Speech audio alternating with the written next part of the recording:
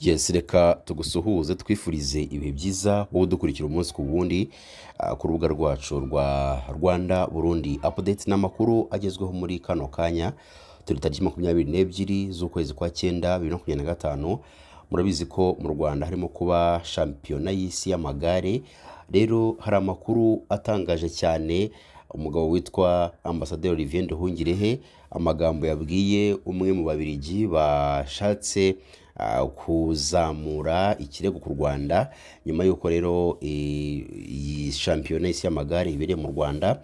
Turaje rero tubigarukeho gatanu kuri gatanu, ariko akantu k'ibanze yamubwiye gatangaje nuko yamubwiye ngo nywa amazi ashyushye birashira. Ni ibintu byatangaje abantu benshi. Igisubizo uyu Ambassadeur Olivier Nduhungirehe yahaye uyu mudamu. Rero reka tukubwire ko tugufite n'andi makuru akomeye cyane, aho rero abagore batatu bakoreye ibintu bibi cyane umwana mutoya bari babereye nyirasenge. Abo bagore bari babereye nyirasenge uwo mwana. Ni abagore batatu. Ibintu bakoze rero biteye ubwoba. Turaje tubigarukeho gatanu kuri gatanu, ujye kure kugira ngo usobanukirwe byinshi byabereye mu Rwanda.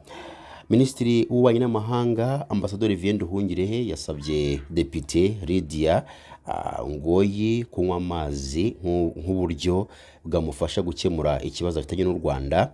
Umukuru wa diplomasi y'u Rwanda yageneye ubutumwa uyu mugore nyuma yo kugaragaza ko u Rwanda yashyize mu gatebo kamwe n'Uburusiya rutakabaye rwarahawe kwakira shampiyona y'isi y'umukino w'amagare. Mucebere uzwiho cyane kwikoma mu Rwanda yanditse ku rubuga rwe rwa X agira ati duheza Uburusiya kubera ibyaha byabwo, ariko tugasasira u Rwanda itapi itukura. Ibi n'uburyarya bwuzuye. Siporo nikwiye gukoreshwa nk'umwotsi uhishira ubutegetsi bukandagira uburenganzira bwa muntu. Ayo ni amagambo uyu mugore yaje kuba yandika ku rukuta rwe rwa X, aho rero Minisitiri w'ububanyi n'amahanga w'u Rwanda Olivier Nduhungirehe yaje kuba yamusubiza. Minisitiri Olivier Nduhungirehe yifashishije ruriya rubuga nawe rwa X yabwiye uriya mugore ati madamu mudepite, ababirigi bagenzi bawe bari i Kigali baragutashye. Umukinnyi wanyu w'indashyikirwa witwa Lemuko nawe yatsinze ku nshuro ya gatatu yikurikiranya. Rero ahasigaye usome ku mazi ashyushye birashira.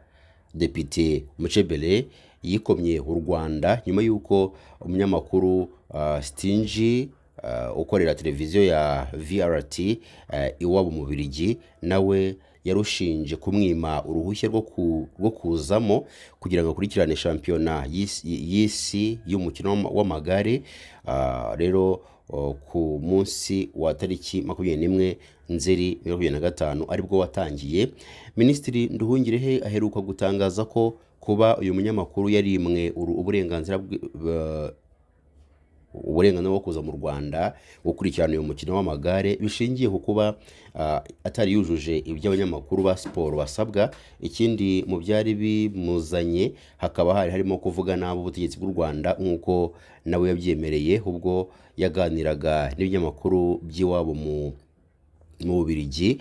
Naho kuri ya nkuru yababaje abantu benshi mu Rwanda, abagore batatu bavukana nabo mu karere ka Nyamagabe batawe muri yombi bazira gusenya inzu y'umukobwa babereye nyirasenge, rero bagamije kumumenesha. Aba bagore batatu bafashwe tariki 19 Nzeri 2025 ku bufatanye bw'ubuyobozi bw'akagari ndetse na daso, aho rero bari bari mu mudugudu wa Gitondorero, akagari ka Gitondorero n'umurenge wa Mugano mu karere ka Nyamagabe. Muri umwe muri bo harimo uw'imyaka 57 y'amavuko. Uyu rero asanzwe utuye mu murenge wa Kaduha mu kagari ka Kavumu. Uw'imyaka 46 we atuye mu mujyi wa Kigali ni mu karere ka Kicukiro. N'uw'imyaka 34 y'amavuko abarizwa mu murenge wa Kaduha ni mu kagari ka Nyabisindu. Aba bose bafashwe bashinjwa gusenya inzu y'umwisengeneza wabo w'imyaka 22 y'amavuko, rero wayibagamo ari imfubyi asigaranye na musaza we gusa kuko se yapfuye akayibasigamo. Umuyobozi w'akarere ka Nyamagabe wungirije ushinzwe imibereho myiza y'abaturage witwa Uwamariya Agnes yabwiye ikinyamakuru Igihe dukesha iyi nkuru ko iyi nzu uyu mukobwa yabagamo ibarirwa mu irage ry'umuryango mugari ndetse no mu cyangombwa cy'ubutaka ikaba ariho yanditse, nubwo umubyeyi we wapfuye ariho yakoreraga yaranahawe ndetse akaba yarasize abahayeho umurage nubwo bitagaragara mu nyandiko zemewe.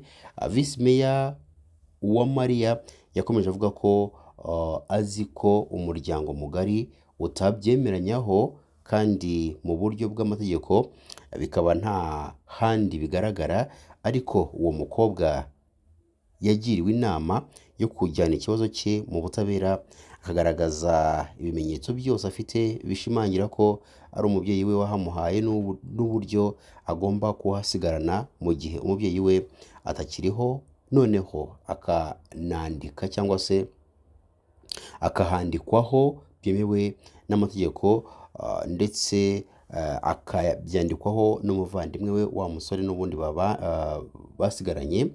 Ati biriya babikoze bashaka kwikemurira ikibazo birengagije ubuyobozi, ntawe akagombye rero kurenga ku mategeko. Ibikorwa nk'ibi bakoze byo gusenyera umwana babereye nyirasenge byatumye bakurikiranwa mu butabera.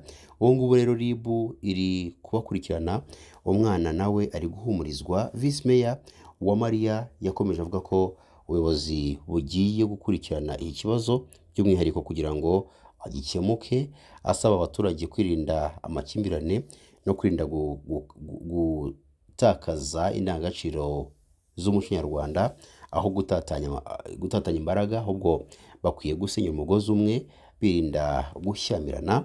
Hari amakuru avuga ko aba babyeyi bakoze ibi ngibi nyuma y'uko musaza wuriye mukobwa agiye guhahira mu bindi bice by'igihugu, ibyatumye bamufatirana bagatangira kumubuza amahwemo ndetse n'umutekano, birimo no kumusenyeraho inzu ngo akunde agende. Kugeza ubu aba babyeyi basenyeye inzu bafungiye ku rwego rw'igihugu rw'ubugenzacyaha RIB sitasiyo ya Kaduha.